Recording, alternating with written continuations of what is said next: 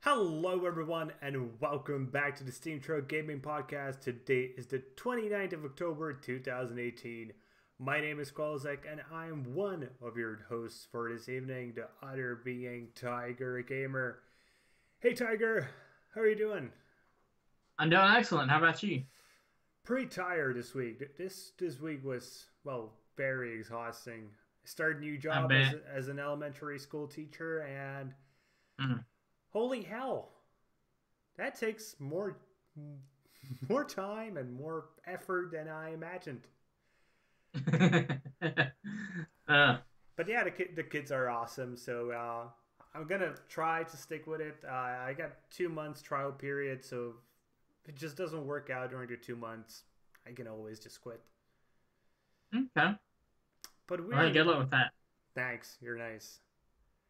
But we are not here to talk about elementary school or kids. We are here to talk about video games. So let's do that. Did you get to hmm play, I'm gonna guess, Red Dead Redemption 2? Yes, I am. From what I can tell, I'm like almost halfway done with the game, Hmm. and this game has just blown me away. Blown me away. Oh, okay. Like the Elaborate. deep. Like for one, I'm not a big graphics person, but you can really notice the finer details in this game. Like when I first started playing, you start out in like in a snow area, Hmm. and as you walk, you leave like a freaking trail trail behind you, and if you like kill somebody and they fall to the ground, they just leave like a gaping hole in the snow, which I found pretty cool. That does sound And cool. also, of course, one of the things that Rockstar advertised about this game was, yes, you can see male horse balls. You can. Because that is the important feature in any game. Nah, not really. But I will say though, it like you actually have to go out of your way to actually look at them because the camera can't you can't actually like pan a camera under your horse. You actually gotta make the character squat down, go on the first person mode to even get a look at them. So they're So, somewhat hidden. what I wonder before we go into the gameplay of Red Dead Redemption, I know this is a Rockstar game, and GTA Yeah, 5 has been modded to no end. yeah. Does this support mods for the future? Or at least on PC, Oh, and I know it's coming to oh, PC in the end. yeah, yeah. I'm pretty sure it will. Um, but as for on consoles, no, it does not support mods for the future. Yeah.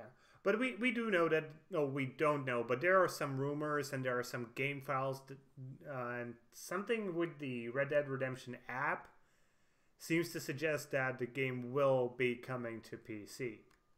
No doubt, no So, doubt, and hopefully, people PC players will want to wait that long to get their hands on it because this game is freaking awesome. But yeah. yeah, Mhm. going into the gameplay style of things, this game, I'll start off with this game is not like other from worlds of today, like where you go open your map. There's a whole list of things to do. In this Mhm. game, it's more organic. You know, you tell like a few markers here and there, and you can just go do whatever you want to do.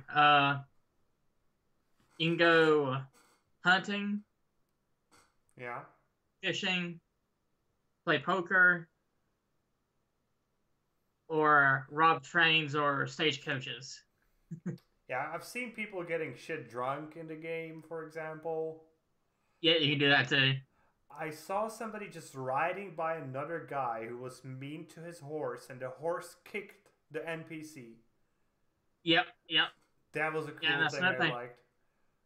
That's another thing too. There are also random encounters throughout the world too. Like whenever you're near a random encounter, you can either hear people talking or gunshots out in the distance, or sometimes a white marker will appear on your map, and you go and see what's going on there. Like for example, two examples I can think of. There's this stranger. He came running out of the woods asking for help, and he got bit by a snake. And I could either choose to give him medicine or suck the venom out of his leg.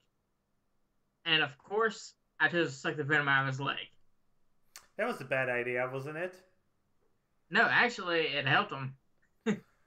Oh, that's weird, because from what I know, that should kill you pretty much. Yeah. It shouldn't help him at all. Well, it did in this game. But, yeah, and then like an hour later, when I was heading through the town I was near when I helped that guy out, he actually stopped me and was like, "Hey, I remember you. You're the guy who saved me from a snake bite."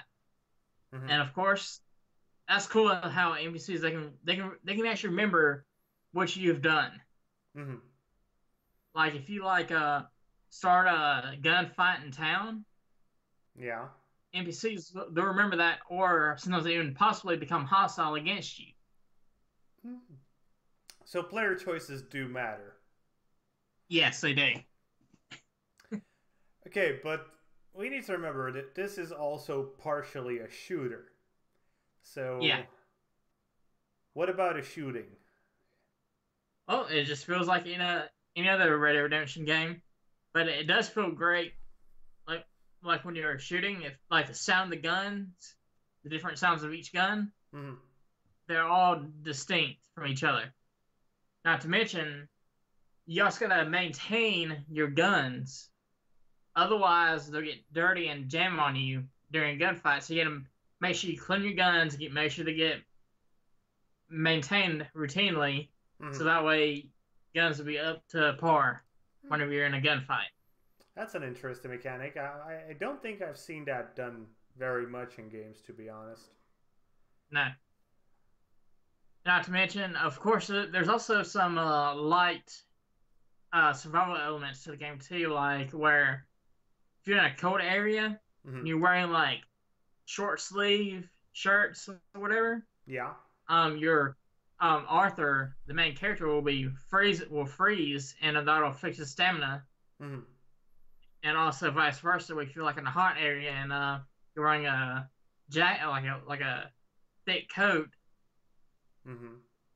Arthur will overheat, and I'll fix his stamina too. And also, you also got to make sure you get enough sleep, make sure you eat, all that stuff to make sure your survival, you make sure your stamina is up to par and such your health.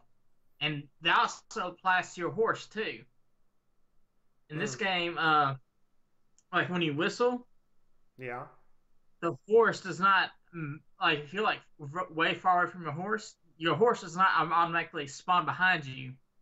You either got to go to a stable and get the stable to bring your horse to the stable, or walk back to your horse manually so you can get back on it. So now I have a question. Does the Yes. stable just, when you say, go get the horse, does he just appear there? Or does somebody from the stable actually go to the horse and get him? Thankfully, the horse appears on the stable once you... You know what? Once you make the step. That actually makes me sad, because what I would want to see is to just, park your horse in the most ridiculous position in the world possible. Go to the stables and be like, "Hey, stable boy, go get my horse." And I would follow him, just trying to reach the horse, put him on top of, just do some stupid exploit, like put him on top of I don't know, like on top of a building or something, and he would just be stuck trying to get to him, or on top of the largest mountain or something.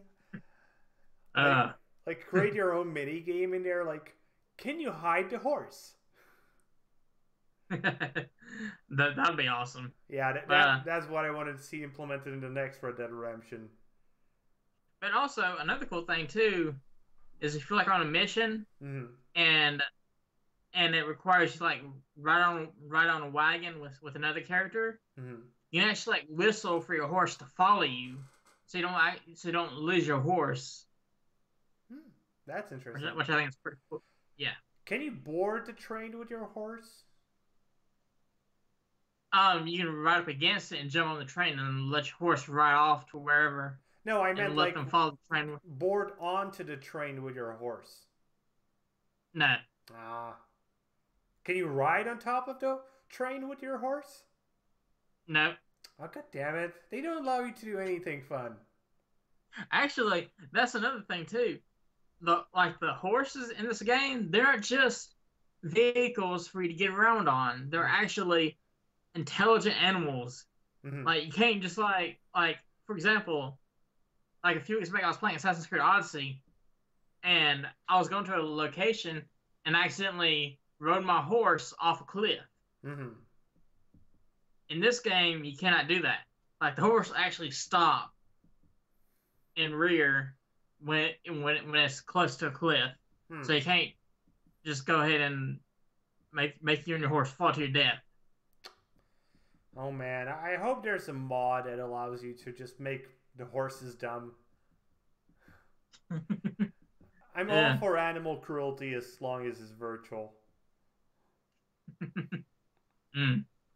But yeah, also you can also like forge a bond with your horse too. Mm-hmm. And the more you bond, like you got like 4 levels of bonding. Once you got to like the max level, like each level, you do like a new maneuver, and the further away you get, depending on what level you are, you can actually whistle further away, and your horse will come to you. So it improves his hearing. Yeah, pretty much. Okay, so and also, yeah. Also, I like to note, story-wise, this is actually a prequel to the first Red Dead Redemption. It takes place 12 years prior, and you're actually a member of the Dutch Vanderlyn gang, and you actually like to meet some of the characters before the downfall of the game, which I think is pretty cool. Yeah, that certainly sounds cool. Yeah. So I'm gonna guess you probably like Red Dead Redemption because I haven't found a person who hasn't to this point. Yeah, I've actually been playing this. I've been playing the series since I've been a fan of the series since the first Red Dead game, Red Dead Revolver, back in 2006. So. How old were you then? I was 10. And you played such violent games. Hey, Shame on you. I was 6 when I played GTA 3. So. Yeah, I was like 4 when I played Wolfenstein.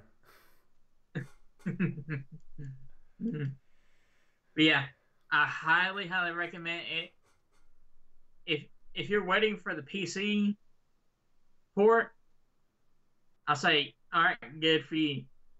But once the PC port comes out, I highly recommend that any of you that are watching this give this game a try.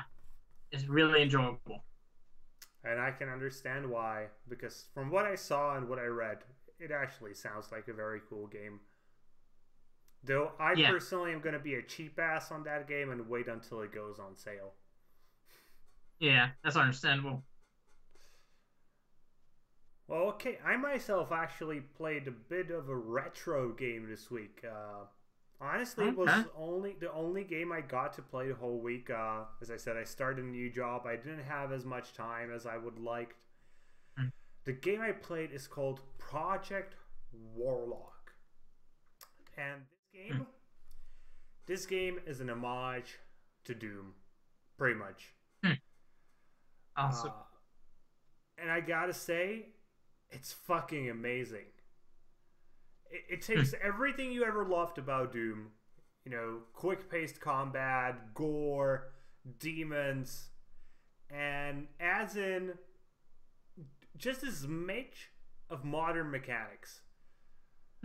So you get that typical old schooly feeling where you have to open the doors with keys, and the levels are built like mazes, and there are demons, and the typical Doom stuff. You've played Doom. Who hasn't played Doom? But on top of that, you get progression mechanics.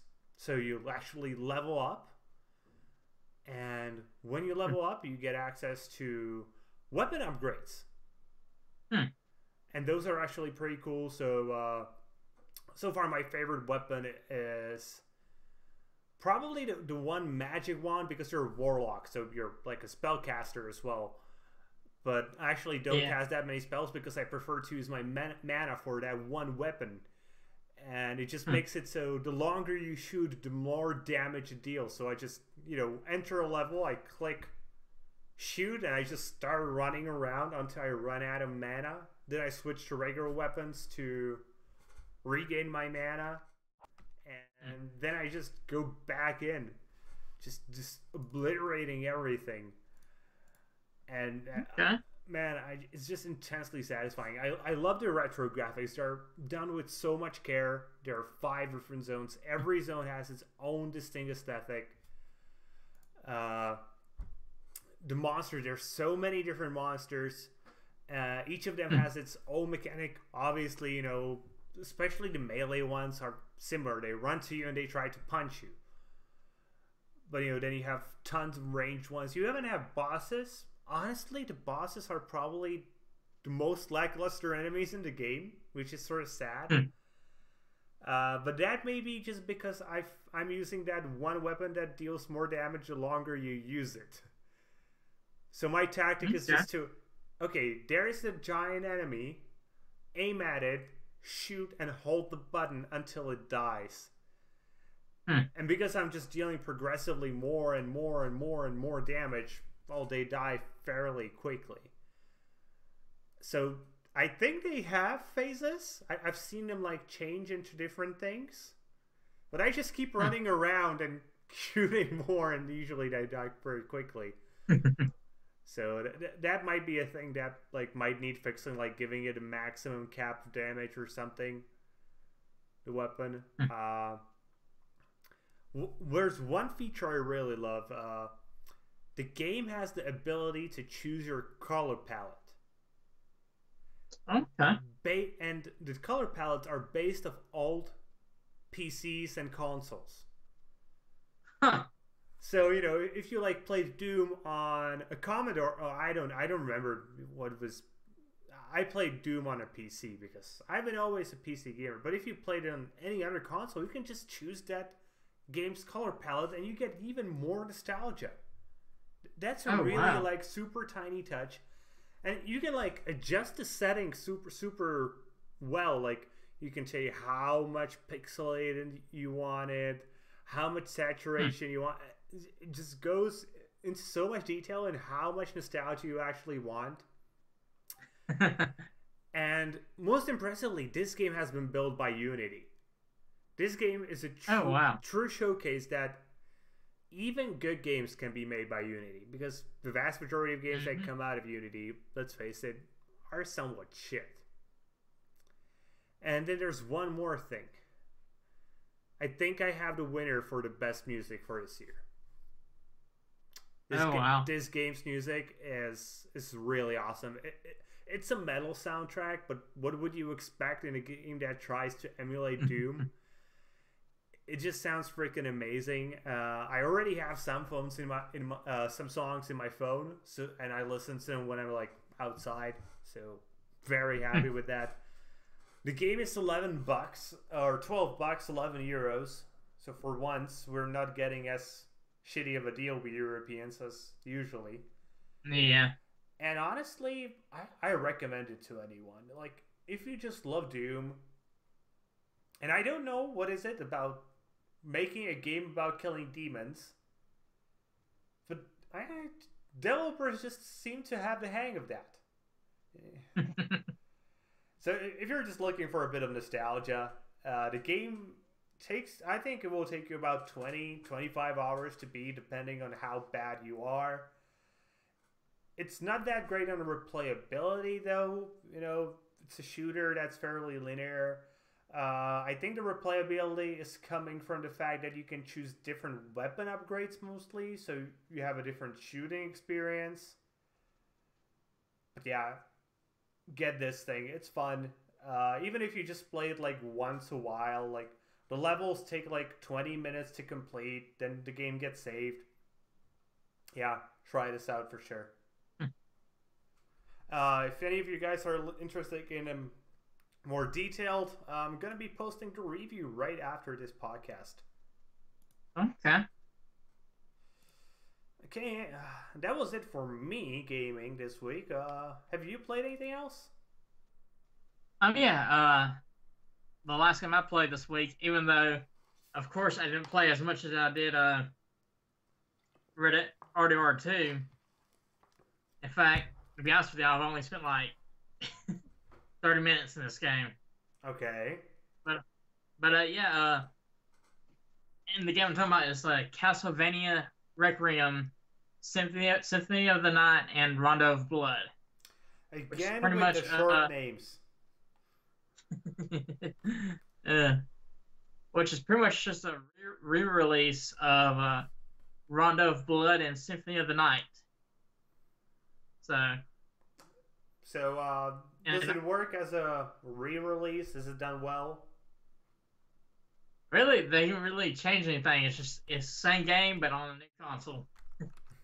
Well, if you like, if you have not played Rondo of Blood or Symphony of the Night, hey, go for it. If you want to play these games for nostalgia purposes, that's also good. And the main game I've been playing out of these two games is Symphony of the Night. Considering I've a little experience playing the game prior, and as you can tell, I don't know if you knew this, but this is actually like one of the first Metroidvania games. So yeah, well, it's Castlevania. It's half of its name is in the genre's name as well, in general. Yeah, but it was actually this game. It was actually Symphony of the Night that actually helped spawn the genre. So I can imagine that. So yeah. Okay. $20 for 2 games. That's still a bit expensive. Yeah, I can see why. Okay. Anything else you got to play this week? Nope. How about nope? Sure, haven't. I haven't, as I said. Then let's go on to the news section of the show, and we're going to start with some interesting news from Microsoft, as it seems that Microsoft is planning to bring Xbox Game Pass to PC.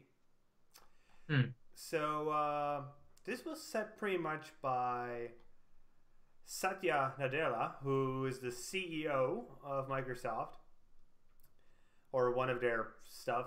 Yeah, I think he's of the Xbox division. And he said in the earnings conference call, bringing Game Pass to even the PC is going to be a big element of increasing the strength of our gaming community. People probably say what Game Pass is if you don't know. It's a subscription service that gives you access to a library of more than 200 new and old games for $10 a month. So, what do you think of this? Do you think this makes sense? Yeah, actually, I did. Considering Microsoft, they started their Play Anywhere program back in 2016. So, yeah, this really does make sense for them to start to release a Game Pass for PC. Yeah, that's true. Like, most of the newer games on Xbox are also playable on PC, and honestly, I love that feature.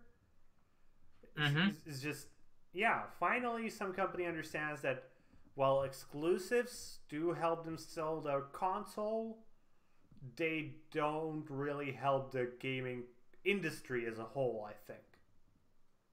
Yeah. They're pigeonholing developers. Mm-hmm. But do you think this makes sense on PC, like a subscription service? You know, in all honesty, Mm-hmm. yeah, I do, because $10 a month, get to play, especially like for like a Microsoft exclusives. Mm-hmm. You better play those as long as you have Game Pass. Mm. So a $6 game, that will only cost you $10 if you have Game Pass. Well, 120 if you consider yearly. Yeah, but that is a lot cheaper than going out buying a $6 game or waiting for a sale. Yeah, that's true. So my thought here was this is Microsoft's prelude for their streaming service. I really think Sony, Microsoft, Google, who else is there? You know, I don't think any other companies, but these three companies are getting ready to try to push games as a service on a PC.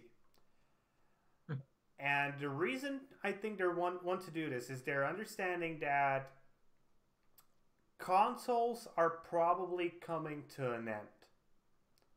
Yeah. And the reason for that is, again, streaming. You will no longer need a big box. You will need like a little USB stick that you will put into your TV or whatever will be the next thing after TVs. Maybe you'll have like a projector. Maybe even have like a VR headset. Mm-hmm. So you will just, you know, slot in a little stick here. It will probably be the size like of a Bluetooth receiver with how technology progresses, honestly. And you will just stream your games from a dedicated server. Yep. And PC is actually, what I've been thinking about it more and more and more, because we've been talking about streaming games for a lot over the past about 2 months. Yeah. Honestly, maybe PC is the better testing market for this. I think it will replace consoles, and PC gaming will still exist because there are still people who just want to have that beast of a computer. But it will be perfect for people who are mostly casual gamers. And usually nowadays, if you want to be a casual gamer, and let's say you're in university and you live in a dorm, you have a notebook. And if you're also a gamer, you probably have to have something beefier than like an Ultrabook or a small form laptop. But with streaming, you could just buy the lightweight one with awesome battery life. Yeah. Stick the stick in, and you know, you take your laptop to school where you write whatever you need to write. And when you get back to the dorm and you want to play a round of Counter-Strike Go 2020, whatever, you just plop this little thing in. It connects to the servers and it streams games to you. And again, yeah, I can see that. Mm-hmm. But and the thing is, I think there will definitely be at least one more, but very likely 2 more generations of consoles. Yeah, I don't see companies going to full streaming anytime soon, because especially over here in the US, we don't have the infrastructure to support always streaming games. So I think this generation will be mostly traditional, and towards the second half, maybe third of the cycle, we will see something like a small streaming device appear on the market. Yeah, or possibly see like your traditional gaming devices like PS5 and all that, and then them like Sony releasing like another SKU that's just a streaming device that allows you to stream PS5 games to your TV. So, that's what I pretty much meant, but I think that's gonna come like later in the life cycle the PlayStation 5 and Xbox 720. Yeah. But for the generation that will come after this, I think it will come as two options straight off the bat. Either you buy the console and just play with discs or whatever we'll have once we get there, or you just stream your game straight off the bat. But, you know, that's a long way from here. That's like at least 8 years minimum from now. Yeah. Me personally, when it comes to that, and I have a choice between either getting a traditional console or just a streaming device to play the console games on, I'd rather get me a console instead of a streaming device. Well, I can understand. That's why I think they will be offering both. Yeah. And the streaming device, it will be just available for TVs, and it will work also with computers. It will just be a generalized tool. Yeah. And depending on whether that succeeds or not, the third generation from now could be like majorly streaming and only a niche, super dedicated fanboys get a console. The problem, but there's a problem there. When it gets to that point, the consoles will actually get more expensive because they will not be made in so big numbers. And at that point, you might actually be better off buying a computer. Only time will tell. Yeah, but that we're talking like 10 plus years away from now. Just like, this is the route I think I would take if I was a technological giant. But in general, I think Game Pass coming to PC is a good thing. It will allow casual gamers a lot of access to games. Especially Xbox has a lot of great indie games compared to PlayStation. Yeah. And those are games you can play even on a notebook. Yep. And also, I have Xbox Game Pass, and I love it. And when it comes to PC, I highly recommend PC players giving it a try. When it comes. If it comes. Yeah. But when it comes, most likely. Okay. Let's talk about another big-ass company. Let's talk about Facebook and the Oculus Rift 2. As it appears, it seems to have some problems, and maybe it will not even hit the market, as there are some reports floating around that claiming the headset has been cancelled entirely by Facebook after the departure of Oculus co-founder, and I'm gonna botch his name, Brendan Iribe. I don't know. Why can't people have normal names, please? Yeah, really. On the other hand, Oculus have itself made an official statement, but honestly, it's not that great of a statement. It says, while we can't comment on our product roadmap specifics, we do have future plans, and we can confirm that we are planning for a future version of Rift. But when they say that way, I don't think they mean the Rift 2 specifically. More like an iteration of the Oculus or something. You know, there was the Oculus Go release this year, but nothing really that special. And what we need to remember, Iribe, the fact that he left actually shows that VR might not be ready for mainstream adoption as much as people hoped. Because he was the guy who essentially, he was the visionary behind Oculus. He was the one who really brought it to life. And while, Facebook is obviously claiming that this was just, you know, he wanted to do some other stuff, so he left, etc., etc. But there are reports saying that he left the corporation because he had a fundamentally different view of the Oculus's future than Facebook had. And when they say that, it usually means that he was pissed as fuck. So, well, what do you think of this? Do you think Oculus is in trouble? Is VR in trouble? Is VR a thing? Is VR going to be a thing? You know, honestly, since now we got like three different headsets now, if if Oculus is in trouble, hopefully HTC or Sony can take up the reins if Oculus goes out. Sorry, I had to reply to my boss. Sorry, I had to. Can you repeat that? Yeah.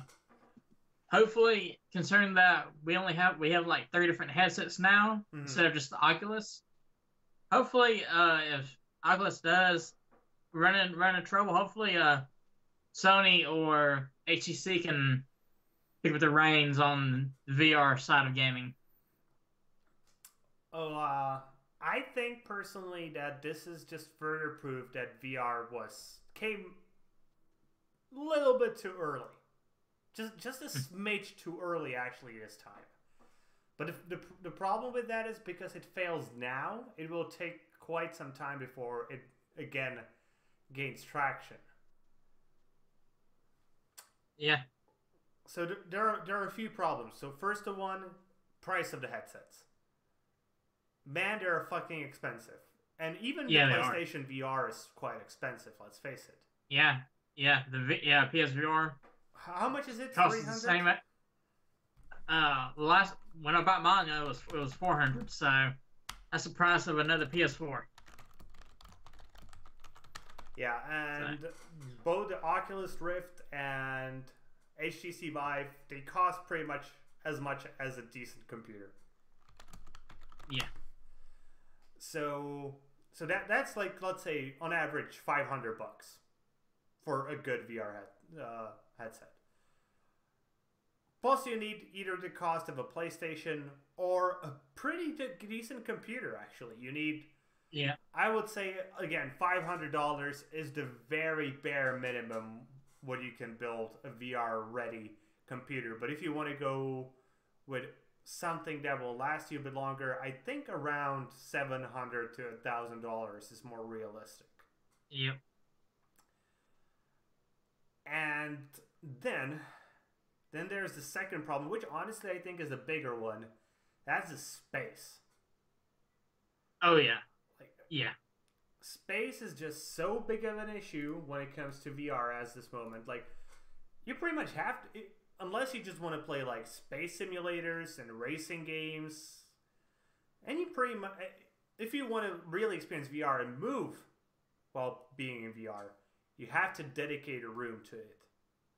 Oh yeah. How many people can honestly say they can dedicate a whole fucking room to nothing, essentially? To a hobby that they will be doing for 2 hours a day maximum. Yeah. I don't think that many, honestly. Yeah. But like, the best case scenario I think I can imagine is like somebody already has an office that he has mostly empty, where he like has his computer and maybe like a wardrobe filled with shit. Then he maybe can transform it into like a semi-decent VR place without that much of a hassle. But again, that's not the case for the majority of people. Yeah. So until we get something like haptic feedback or very cheap Omni threads, I still think VR is sort of a gimmick at this point. And it's sad. I think if they waited 5 more years, the prices for the headsets could have been half, because displays would have been cheaper. You wouldn't need as much. You would need still the same amount of hardware in it, but it would be cheaper. Then you would need cheaper computers, because even like a mainstream computer for $500 could just run everything super smoothly. You would have a next generation of consoles that would be able to handle it very easily. Hopefully, you could also even argue again that you could have like some iterations of streaming that could work with it at that point. True.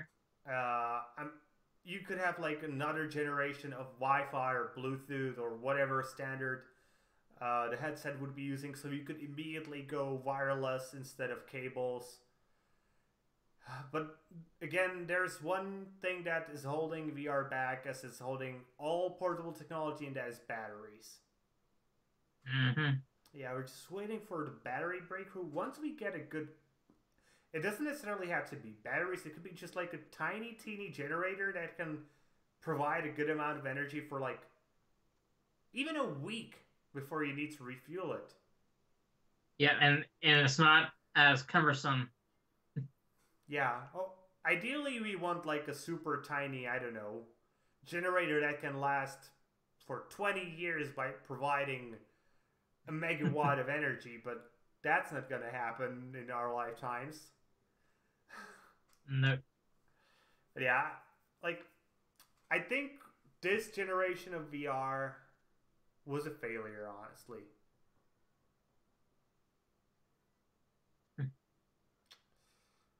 Okay. I really ended pessimistic there, didn't I? Yeah. Yeah. Honestly, the way my point of view is, of course, with new technology, there's gonna be flops, but from these flops, there'll be success. So yeah, that's a fair point. But I think we will have to wait some time for it. Yeah. For it to be truly there. Okay, let's move on to a more optimistic topic. Let's talk about changes in USA DRM and DMCA law. So, this wasn't really a change to the law as much as change to the list of exceptions from the Digital Millennium Copyright Act, or more better known as DMCA. So there are several new protections that illegally allow consumers to hack their devices and software, which now includes games. But you have to do it for one of few purposes. So either you have to have a library of games that you want to play. That will probably be the most common quote-unquote consumer cause, where you just have games from, let's say, the Commodore or the old Nintendo Entertainment System, and you just want to hack it so you can use some sort of tool and play it on your normal computer. You are totally allowed to do that now.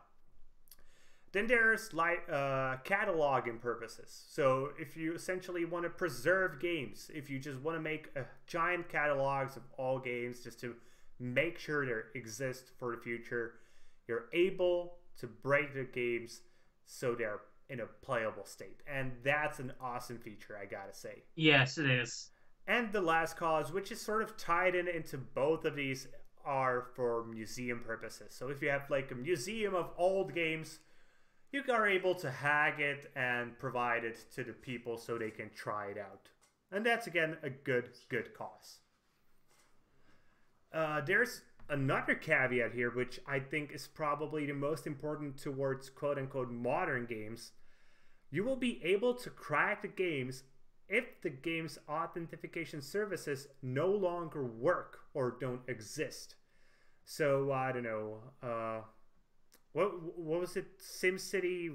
Which SimCity required you to have always online access? I forget. That would be SimCity 2013. Yeah, so that one. So once the online servers go off, you can crack the game. But remember, only once they go offline. You are not allowed to do it just because. So I think this part is just... Can we just agree? Yay! Politicians did something good? Yeah, really. Surprisingly so, but congratulations, politicians! You did a good job! Yep. For once. Not to mention, this is excellent for game preservation. Yeah, this was so much needed. Yes. But what I really like is the fact that this also applies to hardware. And for hardware, it applies to one of three purposes. diagnosis, maintenance, and repair. So this should make repairing your consoles, mobile phones, notebooks, whatever technological product you have, much easier to do with a third-party repair shop. And I don't know if you've been seeing, but Apple has been having some really shitty techniques when it comes to repairmanship. Like, for example, they use their own special screws. So you can't use your own screwdriver. You have to buy a specific screwdriver from Apple, and they only sell it to you if you buy a license to repair their items. Obviously, if you don't have this license, they will not provide you with replacement parts. And if you order them from China directly, they will have the customs just, take them away. Apple is so shitty of a company when it comes to repairs. Like, seriously. Yeah. There's this guy on YouTube, which I actually watch. What's his name? Something Rossman. And he runs a YouTube channel when he shows how he's repairing things, electronics, and he essentially publishes it as guides. And he has been having this ongoing feud with Apple. He actually was sued by them. He won, and you can tell they don't like him. So hopefully this helps his cause as well. Yeah, really. So that's it for good news. Let's go into some what the fuck is going on in this world news. See, Tyler is already laughing, but I don't know. Maybe you should be crying because this is sort of weird. It's a mixture of both. Yeah, when I read this, I was like, is this hilarious or should I cry? Because the topic we're going to talk about is a murderer revealed where he hid the body of his victim in exchange for an Xbox One. So the story actually goes pretty far back. It goes back to April of 2010 when Venus Stewart was killed by her husband, Doug. Luckily, he is in prison. He has been since 2011. But he has always been claiming, I didn't do it, I don't know shit. And recently, he actually finally acknowledged he did it. He told the police exactly what happened and told them where they can find her body in exchange for access to some prison programs that are not further disclosed, and apparently an Xbox One. So just to give you an example, I have notes here. Like my notes, they usually say what happened, what I want to talk about with this. The line that's what I want to talk about here says, what the fuck?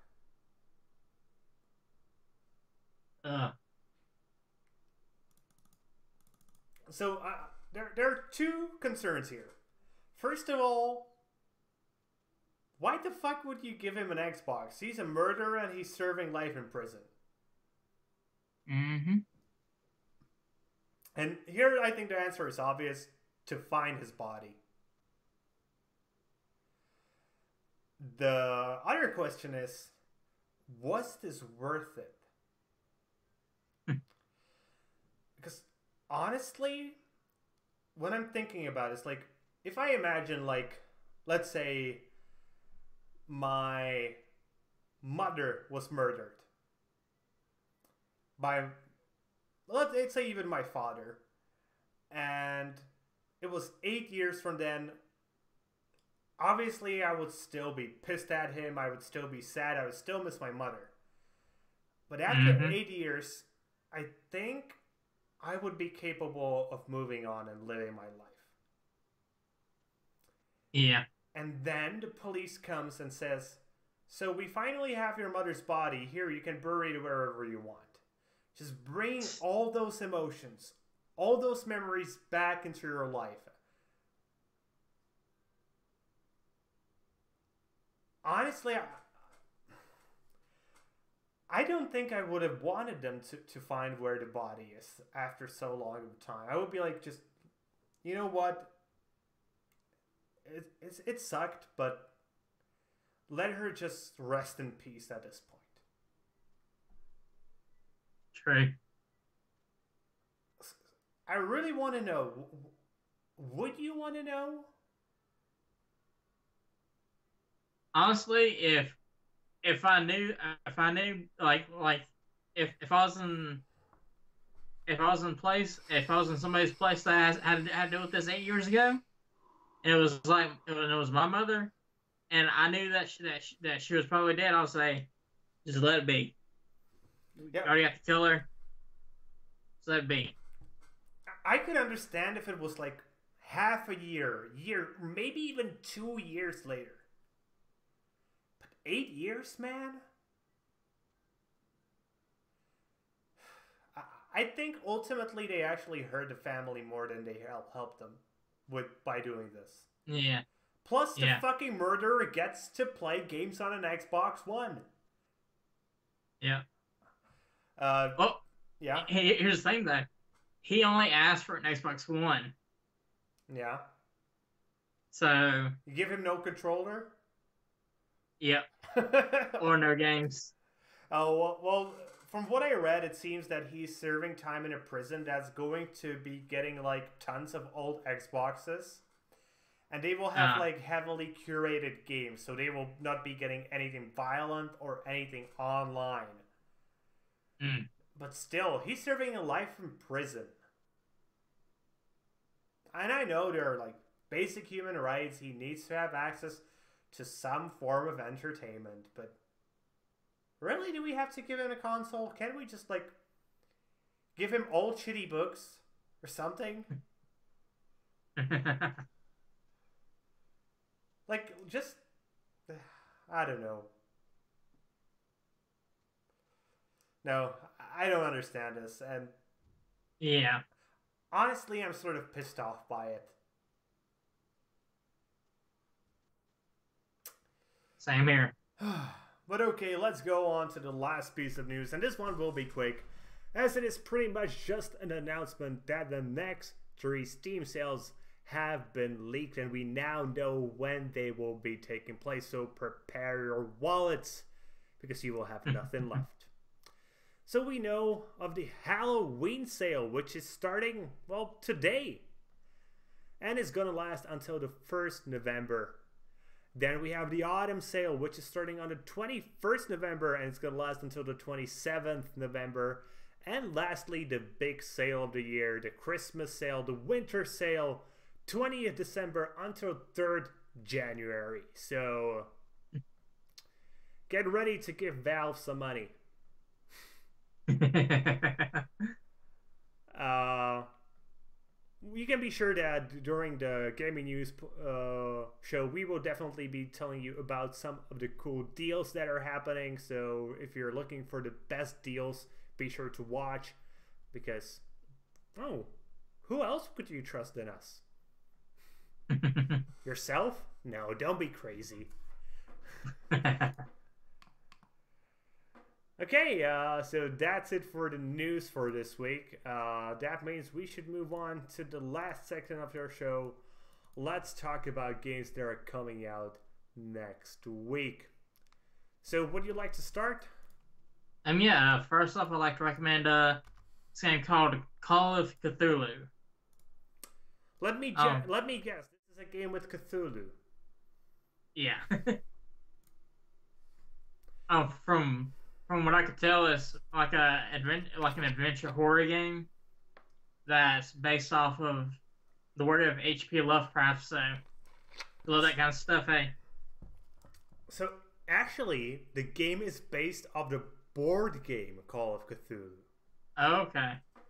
So, as far as I know, it's a detective story, essentially. You're trying to investigate the murder. And yeah, I actually also was thinking about putting this into my recommendations for this week, and it does look cool. And the Cthulhu mythos is so awesome.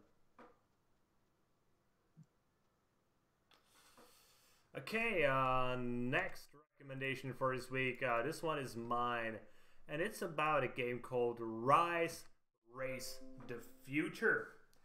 And this, you might guess, this is a racing game. And it's an arcade racing game that takes place slightly in the future. And interestingly, it's about rallying, a rally arcade game. You don't see those very often. And it looks decent. I'm probably going to give this one a try. Racing games, I think they're probably the most universal genre there is.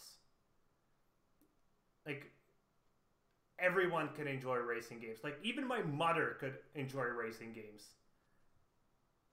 You know, as apart from, like, a shooter or a logic game or MMO. But racing, everybody can enjoy the feeling of speed and just turning.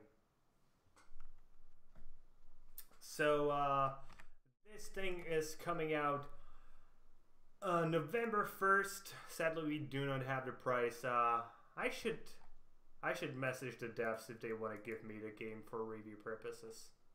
Good luck with that. Yeah, I'll try. Okay, what else do you have? And the last game I have to recommend is this game called The Quiet Man. It's been published by Square Enix.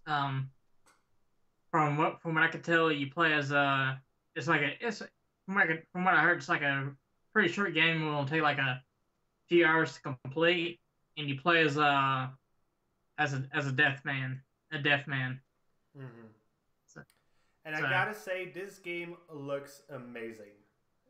Yeah, it does. It's like a combination of real-world camera, CGI, and man, this is a good way for games, I think. This is an interesting take on how to make quote-unquote cinematic games. You know, not like Rise of Rome or Order, whatever it was. Order 1886. Yeah, those were not cinematic games. Those were just shitty games. But this could truly be something interesting. Oh, yeah. So as far as I know, as far as we know, when is this coming out? November 1st. I do not see a price here, but I'm going to assume this will be at least 40, if not 60 bucks. Just to wait and see. Okay, and the second and last game I have to recommend is called Time Warpers. And this... just listen to the genre, it sounds weird. It's an first-person looter shooter with the progression and upgrades of a clicker game. And honestly, I don't know what to think of this. It looks decent, it uses voxel graphics, so I think it will be kid-friendly. But combining a shooter with a clicker game, I'm intrigued. I want to see how they do it, whether it makes even sense. And yeah, I'll probably give this one a try if I have the time for it. It should have pretty crazy weapons, as far as I know, which I love, like, you know, rocket launchers that shoot laser bullets that just ricochet everywhere. There are some features I think will be weird, like idle mode, where the game just does stuff for you while you're not playing. Oh, wow. Yeah, it's a clicker game in that sort of sense, but it could be interesting. It's coming out on the 2nd. Okay. Sadly, again, we do not know the price. But yeah, I'm gonna look into this one just because I'm just intrigued by how you combine these two very, very different genres. Yeah, I can't wait to see what your verdict is next week. Oh, I don't know if I will have the time. I would prefer to start with the racing game, honestly. That will be my priority if I can get my hands on it. Okay, anything else you want to recommend? Anything else you want to say? No. Then let's slowly bring today's episode to an end. And we will do that as we do traditionally with shilling.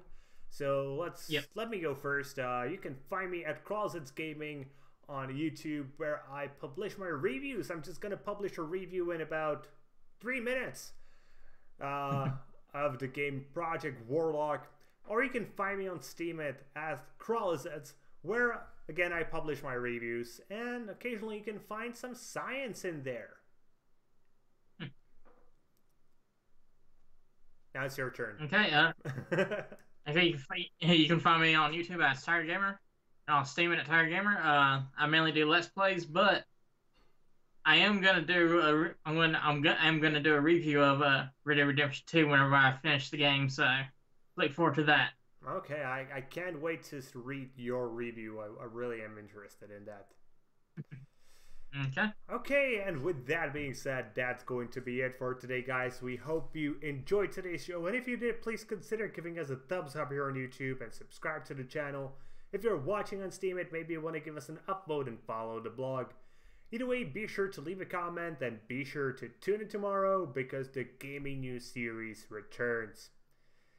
See you guys later with more gaming content. You have a good one.